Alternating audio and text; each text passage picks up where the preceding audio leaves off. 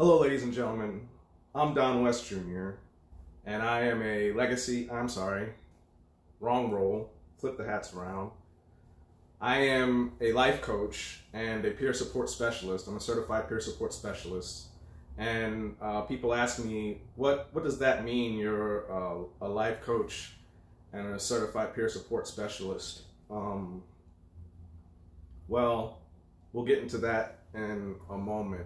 I want to welcome you all for joining me today and watching this video.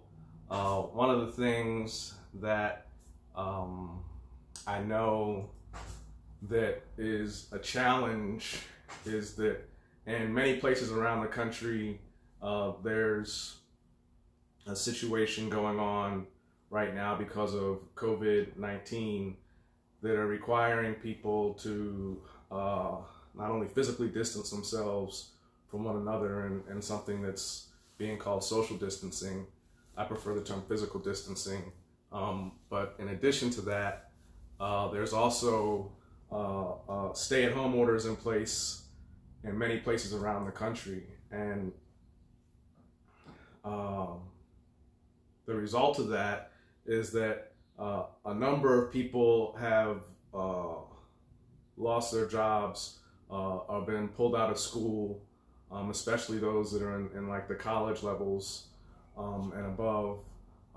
When that routine gets taken away, that results in a feeling of loss, and lots of times our routines are dependent upon outside forces, and we're not 100% in control of our routine.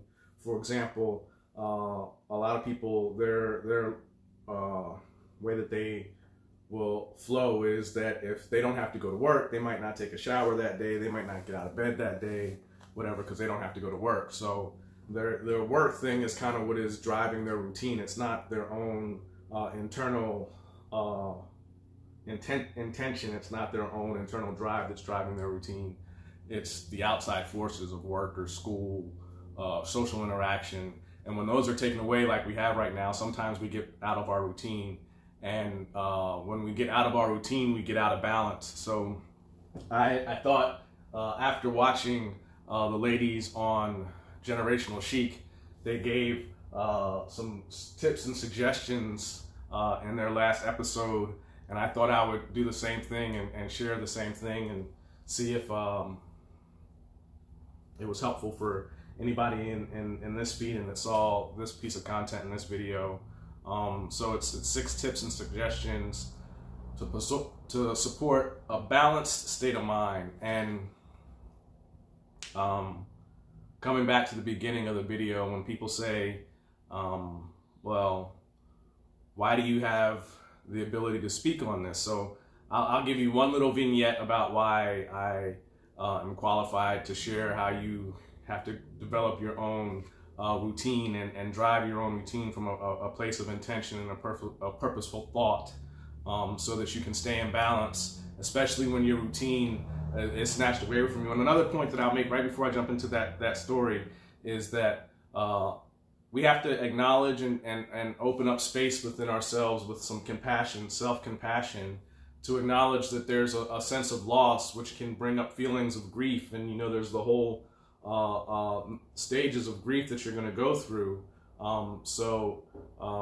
If you are acknowledging the loss of a job, acknowledging the loss of a routine, acknowledging the loss of some security, whatever it is, it may be bringing up feelings of loss. And if you give yourself some compassion to have the space to acknowledge that loss was something that you're having to deal with, and there's perhaps some trauma associated with it, that is something that will be very beneficial. Just the conscious intention to say, in a compassionate way, I'm going to acknowledge that this loss occurred, and that loss, that's the definition of the grief, has resulted in some grief within me, and I want to go through that process.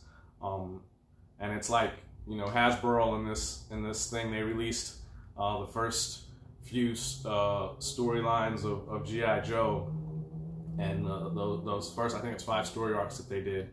And one of the favorite things that I love to say from my childhood is knowing is half the battle. And so, if you know that you're going through the grief and you know that there's some trauma that may be associated with that loss, and if you do that from a place of self-compassion, and everybody I think has some concept of what compassion is about, and we know how to be compassionate to other people, but you have to turn the compassion lens back on yourself and shine that compassion light down on yourself. And when you do that, you give yourself a little bit of space, and it's just, if you need help thinking about what does it mean to be self-compassionate, you just got to be a little more tender with yourself, and having a routine keeps you from getting stuck, and it also it makes you feel better, and it keeps you in balance. You'll see as we go through these quick 6 things what I'm talking about. So number 1, open up your shades. Open up your shades every day. Don't leave all your shades blacked out. Don't black out the room and everything. Open up your shades, and if the weather is good, open up your windows, open up a door, and obviously, this piece of advice here is considering that you have the ability to do that. We want to be mindful and sensitive that there are situations where there may not be that opportunity. There may be some home insecurity, whatever the case may be. But if it is available, please take tips number 1 and 2 and apply them. And that applies to all the tips. If they are available, and we want to be mindful that this might not apply to your situation, but if it does apply to your situation, then work it. It'll help you. Having a routine and using this as the foundation of the routine will definitely be beneficial. Number 3 is it affects your mood. You can feel it. You can feel it all the way down into your bones. So play some music, and it doesn't matter what it is, whatever it is. It can be oldies, it can be new, it can be hip hop, it can be K-pop, whatever it is that is your thing. But I think the one important thing in this particular time is try to play something that's upbeat, that's uplifting. And another thought to add is that music is very soothing. So play some soothing, calming, cool music that's also a kind of a positive vein as you're going to sleep, and try to maintain your mood through your music. I have a whole playlist that I listen to every morning that is intended to drive my mood. So that's just an idea there. Number 5, 4 and 5, right? So you want to get up every day and take a shower, and that's very important, because just the process of taking a shower, it has all kinds of benefits, but it refreshes you, and it keeps you in your routine, and it's something that you would normally do if you were going to work or going to school, and it's something that we often fall off from. And it doesn't matter once you take that shower if you put pajamas on again, but put on some fresh, clean pajamas. Don't put the same clothes on. Don't leave the same clothes on for days. Change your clothes. And obviously, this is if it's available to you, but you want to change your clothes and put on a fresh pair of clothes every day, and keep that freshness so that you can have a new experience, and out with the old and with the new. And then the final thing here is you want to make your bed every day. No matter what, you want to make your bed every day. And as my mom said in the Generational Chic video when she shared this point, is that's from experience, because if you don't make your bed, you'll end up staying in it. And a good way to get yourself out of bed and to keep yourself from being in bed all day is to get up, make it, right before, right after you get out of your shower is a good idea. I like to make my bed after I get out of the shower, so I get up, I go, and I do my PT, my physical training is what we call it in the military. I would go and do my walk usually, and my calisthenics in the morning, come back and take a shower and make my bed. And if I can get those things done, I know that I've put myself in a solid position for the day, and I'm in a good mood, and I've listened to some mood music, and I've done some affirmations for myself, and I've done a meditation and some stretching, and I'm ready to take on the day. So that's me sharing a little bit about my routine, and I never got to that story, but I'm available, so I'm going to share it with you a little bit here before we go. So the way my story goes as to why am I qualified to be a life coach and a peer specialist? Well, a peer specialist is defined as somebody who has a lived experience, and that's me. And a life coach is somebody who helps you get out of your way, and that's also me. And so I help you get out of your way. And sorry, I was trying to catch the feed on the screen here, and we had some feedback with the audio.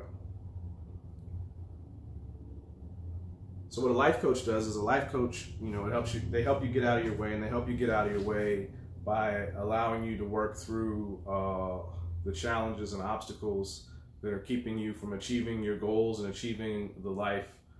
Ultimately, it's the life of your dreams, the life that you want. And there's lots of empirical, evidence-based, evidence-backed practices and theories about how you move through the challenges and blockages that are in place. And so using evidence-based practices and life-based practices of climbing through many different things, the educational background of going to Florida State, and of going to the University of Miami and getting my BS and my JD, and going out into the world and living in the world, having the challenges that have qualified me to be a peer, and still being here to share with you in this time that, if you build yourself a routine and put yourself together some goals, you'll be able to, you have a goal and you do one or two tasks of things right in front of you that are associated with that goal every day. And that's how you build whatever it is that you're trying to accomplish in your life. And that's how you achieve whatever it is that you're trying to achieve in your life. So this is a time when all kinds of opportunities and all kinds of different things to do, because you have extra time. But you got to start with this foundation, and I really encourage you to get that, those 6 tips, live those 6 tips as the foundation. Open your shades, open your window, play some uplifting music. I'll share my playlist out there, and put yourself together a playlist that puts you in the right mental frame of mind to go out and do the things and conquer the next to-dos on that to-do list that you have to achieve your goals for your projects that you're working on. And then, take a shower and put on some fresh clothes, make your bed. Don't lay in the bed all day. Don't take in everything on Netflix and everything on Amazon Prime and Hulu and Disney Plus and all the other places, Netflix, YouTube, blah, blah, blah. Just learn